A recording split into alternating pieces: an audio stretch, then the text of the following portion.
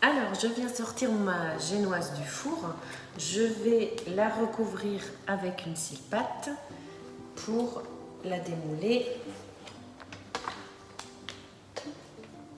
facilement. Hop. Donc, je retourne sur une plaque à vue. Attention de ne pas vous brûler, celle-ci sort du four. Hop, je la remets. Comme ça, je ne me trompe pas. Ensuite, il suffit de décoller délicatement les coins.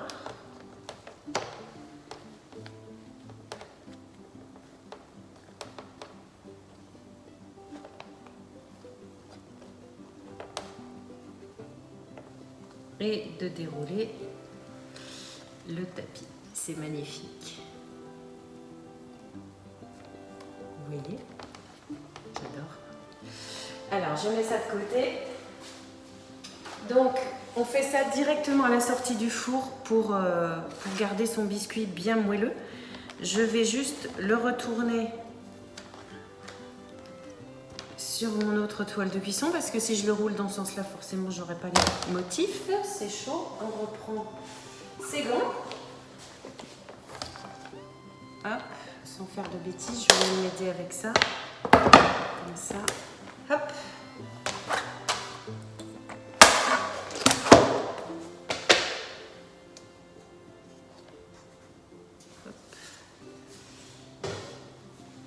Et hop. Alors il reste un petit peu de pâte collée sur la scie pâte, mais c'est pas grave. C'est la chaleur qui fait ça. Et ensuite je vais directement, alors je vais commencer par ce côté-là, rouler mon biscuit comme si je faisais avec un torchon humide.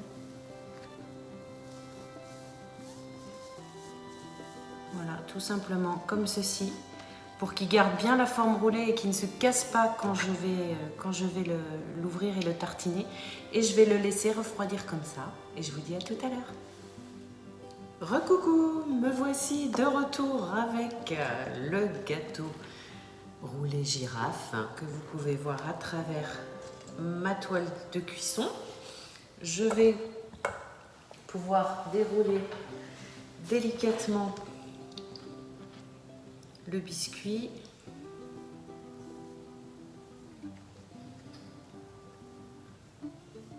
Et le tartiner avec ma ganache.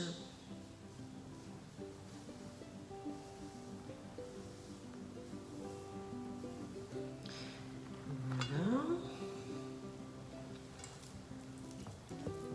Donc ganache au chocolat noir ou pâte à tartiner ou confiture. Après, c'est en fonction de vos goûts et de ce que vous aimez.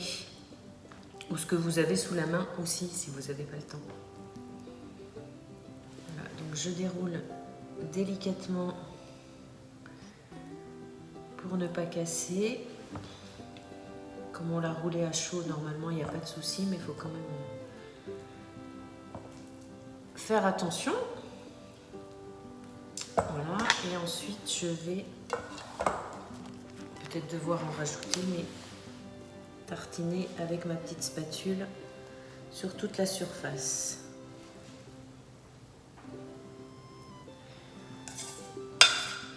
On en rajoute sur les endroits les plus au bord pour bien plus de gourmandise, pour que ça soit bien réparti partout.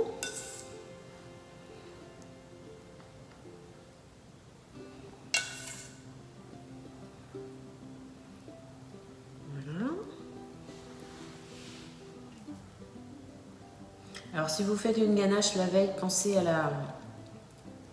l'avance, pensez à la sortir à température ambiante, sinon elle sera bien trop dure pour pouvoir être tartinée. L'idéal, c'est soit de la faire un petit peu avant, soit de la laisser sortie du frigo pour qu'elle ait la bonne consistance. Voilà, je vais finir l'autre côté. J'ai presque la poêle la bonne quantité.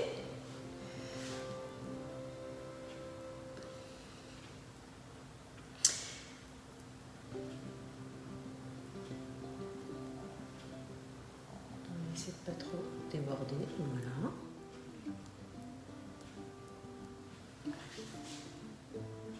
Bien remonter jusqu'au bord. Ça va être le milieu du roulé en fait.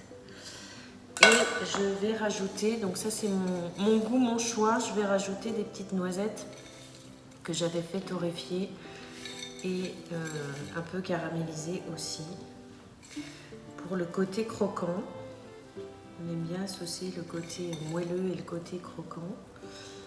Et puis les noisettes c'est de saison, donc c'est sympa. Voilà.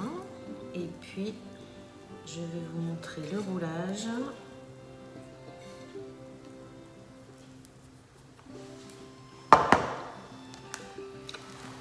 Donc en fait on repart du milieu du gâteau, hein, le côté le plus serré, et on va rouler tout doucement sur lui-même le biscuit avec le beau motif girafe.